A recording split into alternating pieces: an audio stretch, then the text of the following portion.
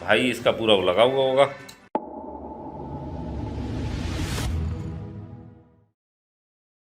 बरेली में मीरगंज के बहरोली गांव में चर्चित दोहरे हत्याकांड मामले में कोर्ट ने हत्यारे एडवोकेट बेटे को फांसी की सजा सुनाई है और इसके साथ ही 10,000 रुपए का अर्थदंड भी लगाया गया है। हत्यारे ने प्रॉपर्टी के लालच में वारदात को अंजाम दिया था। जिला शासकीय अधिवक्ता लोक अभियोजक सुनीत कुमार पाठक ने प्रभावी पैरवी की। जिला शासकीय अधिवक्ता लोक अभियोजक सुनीति कुमार पाठक ने प्रभावी पैरवी की और इसके बाद साक्ष्यों के आधार पर सजा सुनाई गई। सुनीति कुमार पाठक ने बताया कि अपर सत्र न्यायाधीश ज्ञानेंद्र त्रिपाठी की मीरगंज के चर्चित प्रकरण जिसमें हत्यारे दुर्वेश ने अपनी मां मोहन देवी और पिता लालता प्रसाद की हत्या कर दी थी। इस प्रकरण में मंगलवार को मृत्यु दंड की सजा सुनाई गई है। अपर सत्र न्यायाधीश के यहां इस केस की पैरवी उनके निर्देश पर अधिवक्ता सुनील कुमार पांडे कर रहे थे। वह भी लगातार इस केस पर नजर बनाए हुए थे। प्रभावी पैरवी करके हत्यारे को दोषित कराने में सफलता प्राप्त हुई।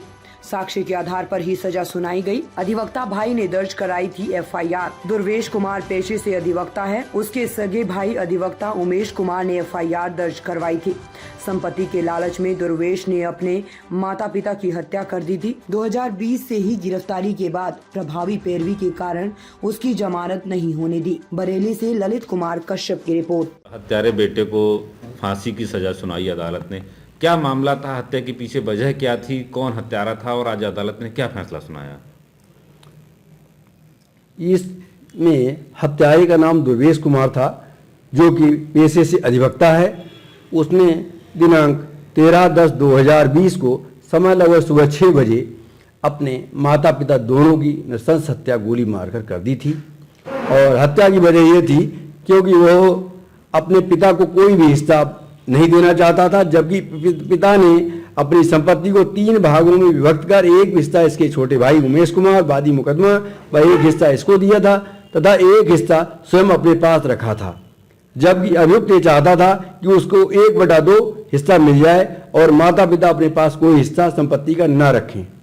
तो क्या इसको लेकर विवाद होता रहता था? घटना वाले दिन क्या हुआ, कैसे हुई?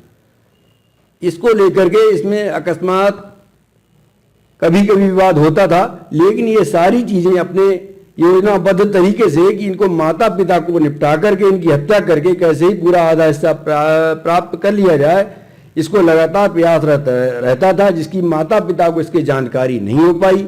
इसी कारण इसने दिनांक 13/10/2020 को समय सुबह 6:15 बजे जाकर के उनकी गोली मार के हत्या कर दी। और इतना ही नहीं, इसने अपने पिता को गोली मारने के बाद जब वो घायल अवस्था में गिर पड़े तो उनके लिए घायलावस्था में खींचा भी था और उनके लाश को एक अंदर बरामदे में ले जाकर के डाला था। और जब ये इतना संतुष्ट हो गया कि इनकी मृत्यु हो गई है, तब इसने उनके सबके पास से हटा था। इसके बाद जब इसकी माता को इसने देखा, वो घबराई हुई चीखी और अपने को बचाने को दौड़ रही थी। उसी समय इसने गोली चला के उनके ऊपर उनकी भी हत्या कर दी। इस घटना में मृतक लालता प्रसाद थे व मृतका मोहन देवी अभियुक्त की माता थी। तो इस तरह से इसने अपने माता पिता की हत्या करके बहुत ही जघन्य अपराध किया, जो किसी तरह से क्षम्य नहीं था, जो कि पारिवारिक रिश्तों को भी कलंकित करता है। क्योंकि ये नहीं माना जा सकता कि कोई सगा पुत्र अपने माता पिता या भाई की हत्या भी कर देगा संपत्ति के लालच में। इस तरह से इसको कैपिटल पनिशमेंट दिया जाना उचित था। इसीलिए मेरे द्वारा स्वयं न्यायालय में जाकर के आज इसकी मांग की गई और अभियुक्त को उसके किए गए कृत्य की सजा दिलाने में सफलता प्राप्त हुई। कितने गवाह पेश किए गए थे? और वादी भी इसके भाई था, वो भी वकील थे, दोनों वकालत करते थे। ये मेरे स्वयं के द्वारा जब ये पत्रावली सत्र न्यायाधीश महोदय के यहाँ विचाराधीन थी, उसी समय इसमें 9 साक्षी प्रस्तुत किए गए थे और बहस दौरान ये पत्रावली स्थानांतरित की गई थी अपर सत्र न्यायाधीश 14 के न्यायालय में। इसके बाद वहाँ पर बहस हुई और इसके बाद दोषी को आज मृत्युदंड की सजा सुनाई गई है। ये मृत्युदंड की सजा श्री ज्ञानेंद्र त्रिपाठी अपर सत्र न्यायाधीश महोदय द्वारा सुनाई गई है और अपर सत्र न्यायाधीश महोदय के न्यायालय में मेरे निर्देशन में इस केस की पैरवी श्री सुनील कुमार पांडे सहायक जिला शासक अधिवक्ता फौजदारी कर रहे थे और मैं स्वयं भी इसमें उपस्थित होकर के प्रत्येक तिथि पर बहस भी कर रहा था।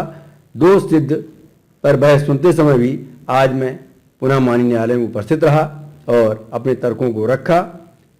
माननीय न्यायालय ने हमारे तर्कों से संतुष्ट होकर ही इसको मृत्युदंड की सजा सुनाई है। ठीक है, थैंक यू। ताज़ा खबरों से जुड़े रहने के लिए हमारे चैनल को सब्सक्राइब करें और बेल आइकन को दबाना ना भूलें ताकि हर खबर की नोटिफिकेशन आपको मिलती रहे।